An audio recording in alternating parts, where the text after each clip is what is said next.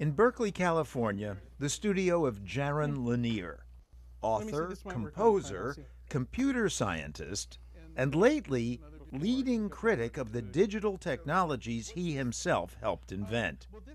They're widening the economic divide, he says, darkening our future by destroying paid jobs, like musician, which is how he once supported himself. This is a shakuhachi. It's a classical Japanese bamboo flute.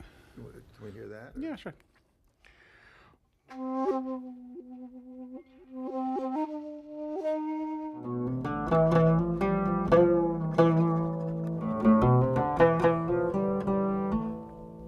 Lanier has also long worked in technology, still does as a telecommuting consultant to Microsoft Research in Seattle. But in recent years, he's grown skeptical of the internet.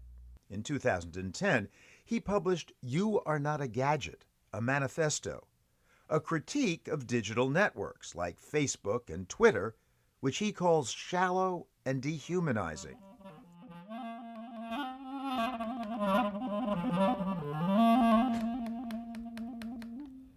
You don't do begin the begin or something like that. I used to for money. But it was the computerization of the music industry that helped inspire his new book, Who Owns the Future?, in which he argues that digital networks are destroying jobs and the middle class, exacerbating economic inequality by providing free stuff that's really paid for by the information the networks take from us and sell to other big companies. What's the basic thing you're worried about? That we've used digital networks to organize our world, and digital networks have a certain negative side effect that none of us foresaw. In a digital network, whoever has the biggest and best connected computer is going to get all the power and all the money, and that centralizes the reward so much that it screws up the society and the economy eventually. So this is the Googles, the Facebooks of the world. Well, it's not just the usual suspects like the Googles and the Facebooks. So far, there are two kinds of industries that have been overtaken by the structure of digital networks. One is finance, and the other is what we call the creative industries, journalism and music and that sort of thing. Well, I can see the problem with respect to the concentration of power, but how does it affect the average person?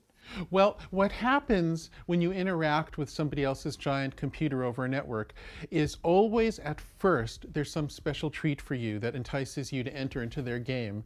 In the case of finance, it was really easy to get cheap mortgages. In the case of consumer internet services, it's free stuff. You know, it's the coupons, it's free social networking and search. Free music, free blogs, free almost everything. Exactly. So what happens is there's initial free stuff.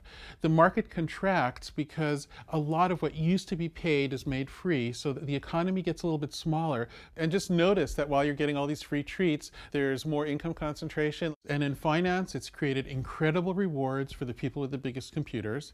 And in the media industries, it's done the same thing. But is it only happening in pockets, or this is going to be pervasive? It's coming to basically every place. We already have self-driving cars, so eventually all the taxi drivers, all the truck drivers go out of work. We already have 3D printers, we have robotic manufacturing tools.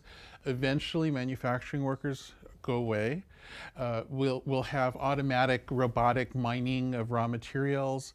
We won't have all those people moving to the Dakotas to frack anymore. That'll go away.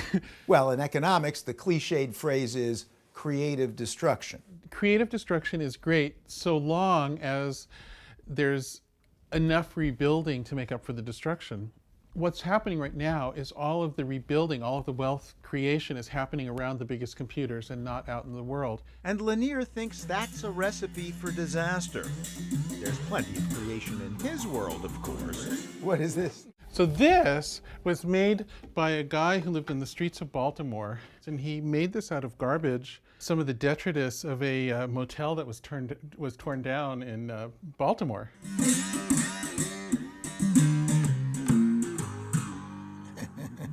He called it the Abutar. His name was Abu, the master flute maker of the ghetto. But even Master Abu wasn't making a living, a harbinger, Lanier fears, of a grim two-tier economy. The problems I'm talking about with mass unemployment due to people being left out of the information economy, that is still a decade or two away. And the reason I'm talking about this now is I think we have enough lead time to fix it. So what do we do about this? It turns out that the very first concept of digital networking actually solved this problem in advance. So the first person to talk about digitally networked culture was a guy named Ted Nelson, who started his work in about 1960. And Ted's idea was that everybody who contributed over a digital network would get paid in little tiny micropayments for whatever they did. And what that would do is it would create an economy that would grow as things became more digital. So for example, I'm driving, as I do now, and I'm part of a network, and I let people know if there's traffic up ahead. So I'd get paid for that? A little bit, sure. Or here's actually a better example. Right now, one thing that concerns a lot of people is that government agencies are putting up cameras everywhere. And so as you walk around in a big city, you might be tracked constantly. I think the government should have to pay for whatever it does, including getting information from people, and should be constrained by its budget. So if they have to pay for collecting those images of you walking around, then they have to create a sense of balance about how often they do it. But you're not just talking about street corner surveillance cameras. You're talking about any computer network that's extracting information from me. Right. So what we have right now is we have thousands of computers, big computers around the world, who are creating dossiers on all of us. Any information that exists because you exist should bring you rewards. You get ill and you get better, and your medical case history and data gathered from your body becomes part of the medical databases that help other people. You get paid for that. And furthermore, it should be based on how valuable it turns out to be.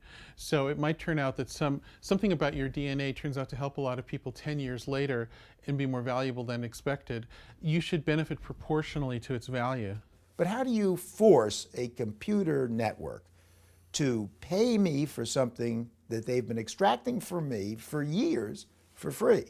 I know when I talk about these ideas, it must sound as though I'm talking about this extremely complicated thing, but you have to remember I've been through this once because I've been involved with the internet from the beginning, and a relatively small number of people brought about this pretty complicated thing already. What I'm talking about now, to me, is just a continuation of the same spirit, and it doesn't seem any more complicated than what we've already done. It's just moving in a different direction that I think is more suitable to making a sustainable society.